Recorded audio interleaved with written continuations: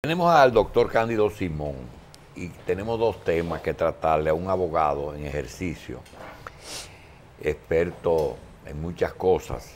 Quería preguntarle, doctor, las reformas constitucionales que se han llevado a cabo aquí, que son muchas, solamente en este siglo ya llevemos 2 y vamos para 3. ¿Realmente tienen efectos retroactivos o no? Mire, buenos días. Dos cosas. Privilegiarme por compartir con ustedes tantos conocimientos. Por otra parte, darle mis condolencias a la familia Vicini y a la nación. Dios se ha llevado un gran hombre.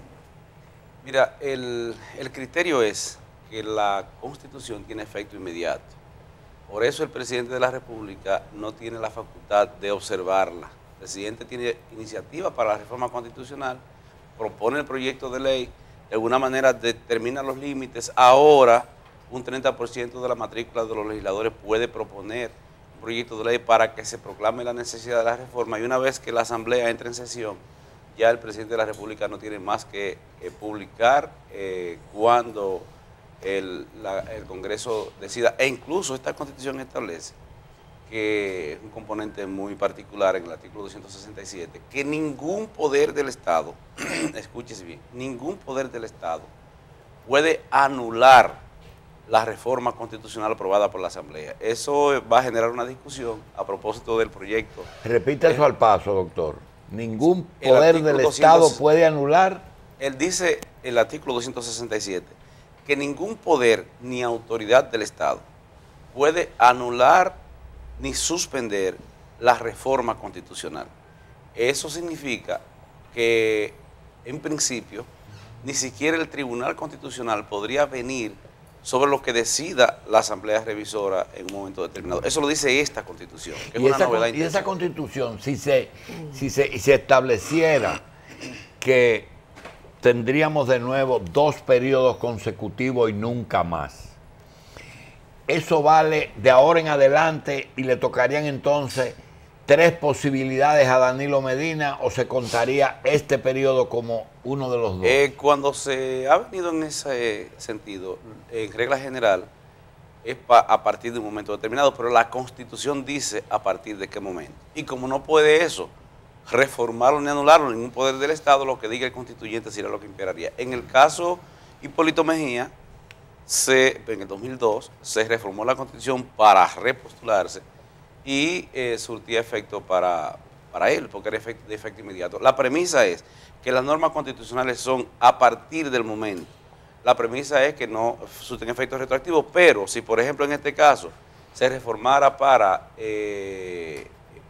reinstaurar la reelección consecutiva, que es el punto en discusión, quien esté en funciones en ese momento, evidentemente trae en vigencia para él, porque es a partir de ese momento. Estamos muy claros con la reforma constitucional. Eso le da 3 a Danilo. Eso le daría 2. 2 más. Ahora, el no más depende que lo diga la Constitución. La otra discusión será... ¿Y puede tener un transitorio? Podría tener transitorio, sí. El otro componente sería, establece la reelección consecutiva, vamos a decirlo en blanco y negro, de Danilo Medina, que es el presidente actual. Podrá, cuando esté venciendo el otro periodo, venir a la discusión otra vez sobre la repostulación. Eso se dio en Venezuela y se estableció de manera permanente. Una de las opciones que se está manejando es la siguiente. El derecho a elegir y ser elegido está concebido como un derecho en el artículo 22 de la Constitución. Ahora, la reelección o no reelección es un tema que concierne al Poder Ejecutivo, porque fíjese, lo que prohíbe la Constitución es la reelección consecutiva del presidente de la República. No se refiere a los legisladores, que por cierto muchísimos que están contra la reelección del presidente ya tienen pancartas puestas en su pueblo para reelegirse.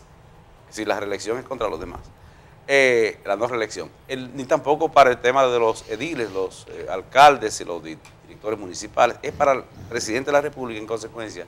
Tiene que ver con un tema de extensión o no de la función del presidente de la República. Por eso hay quienes sostienen que ese no es un derecho, sino una atribución, que son conceptos totalmente distintos. Pero el punto sería en este caso que evidentemente la vocación de reformar la Constitución es para la reelección y evidentemente para la repostulación del presidente actual. Doctor Simón, en otro orden, acabamos de vivir el caso de la acusación contra Félix Bautista.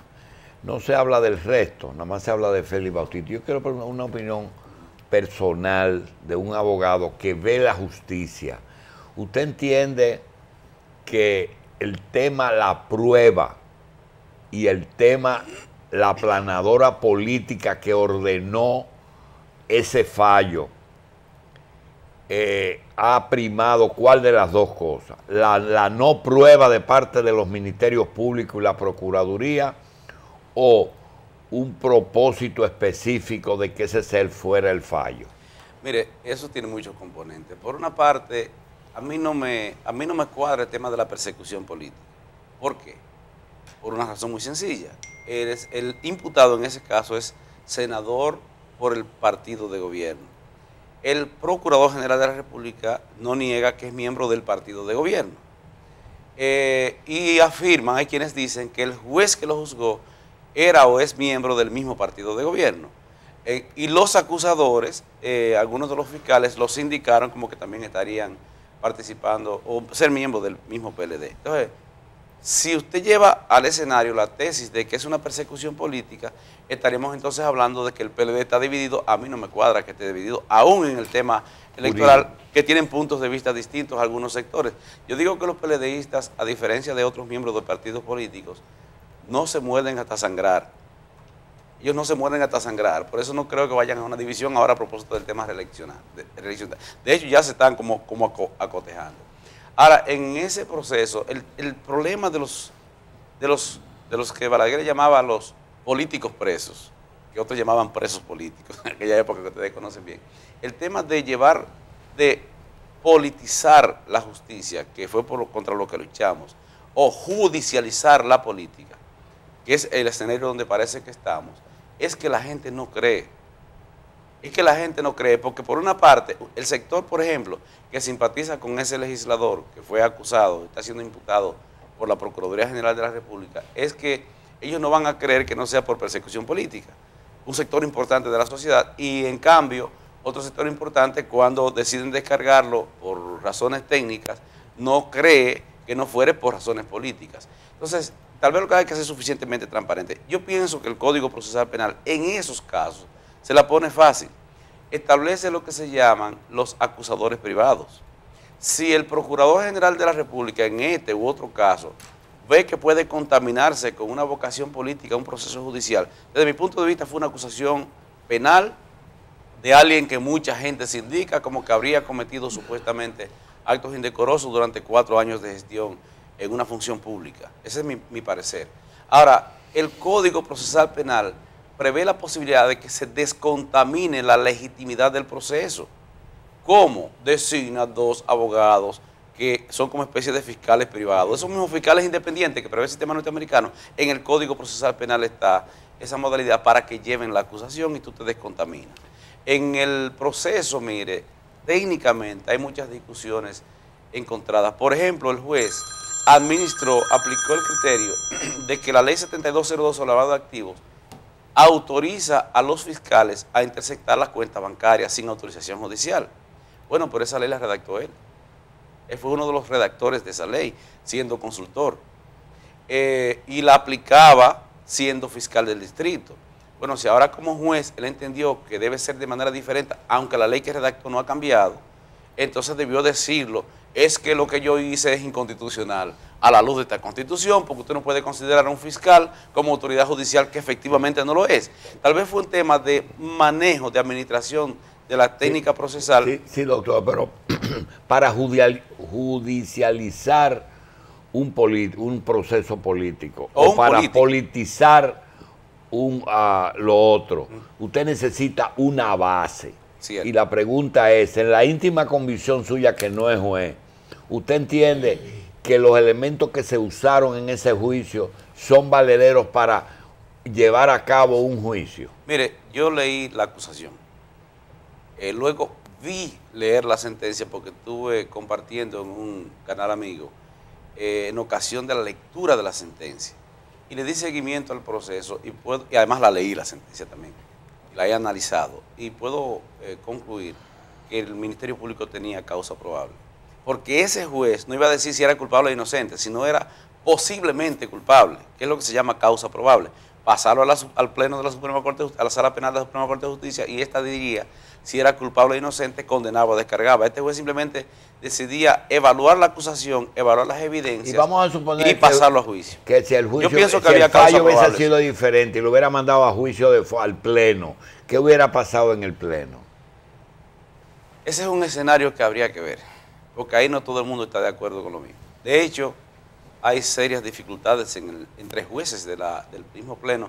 Hay jueces que no le hablan a otros, y lo voy a dejar hasta ahí. Como consecuencia de esto y otras situaciones críticas que hay en la Suprema Corte de Justicia y en el Consejo del Poder Judicial. O sea, ahí no se podría aventurar en este momento a decir qué pasaría, porque incluso como algunos de los jueces de la Suprema Corte de Justicia ya participaron en parte de este proceso, ejemplo, Fran Soto, él tendría que inhibirse. Eso implica subir un juez de la Corte. ¿Qué juez subiría? Es un tema que habría que ver. El presidente de la Suprema Corte se inhibió también.